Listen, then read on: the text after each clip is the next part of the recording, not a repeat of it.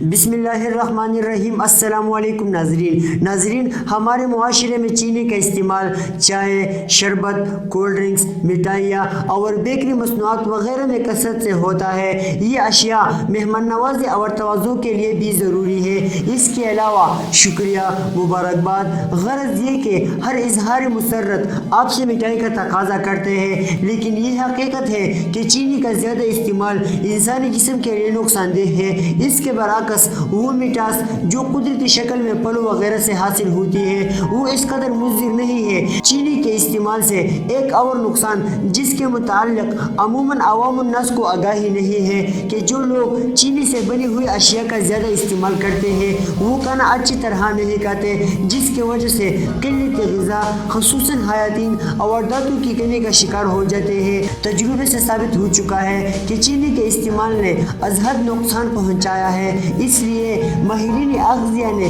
چینی کو سفید زہر کا نام دیا ہے۔ اگر آپ میٹھا کھانے کے شوقین ہیں تو وہ مٹھاس کھائیں جن میں قدرتی شکر کے علاوہ فولاد، کیلشیم، وٹامن اور پوٹاشیم وغیرہ شامل ہے، اور ہر موسم کے ہر پھل میں یہ تمام خصوصیات بھرپور موجود ہے۔ جب حضرت آدم علیہ السلام کی شکل میں انسان زمین پر وارد ہوا تو اس کی غذا پھل وغیرہ تھی، اس لیے پھل کھانا فطری ہے۔ پھل ہمیشہ سے انسان کی اولین اور مرغوب غذا رہی ہے۔ پھل غذا کا اور خصوصاً مقویات جن میں حیاتین اور دانتیں شامل ہیں حاصل کرنے کا مؤثر ذریعہ ہے، اور ان کے قدرتی شیرینی ترکیب میں خاص بات یہ ہے کہ یہ قدرت کے فیاض ہاتھوں سے فطری تناسب سے ڈالی گئی ہے، اور یہ شیرینی اس لیے زود ہضم بھی ہے اور انسان کو پوری طرح رس بھی آتی ہے بنسبت شکر سے بنی مٹھائیوں اور دیگر مصنوعات کے جو سراسر نقصان دہ ہے۔ پھل کھانے میں جو لطف آتا ہے اس کی ابتدا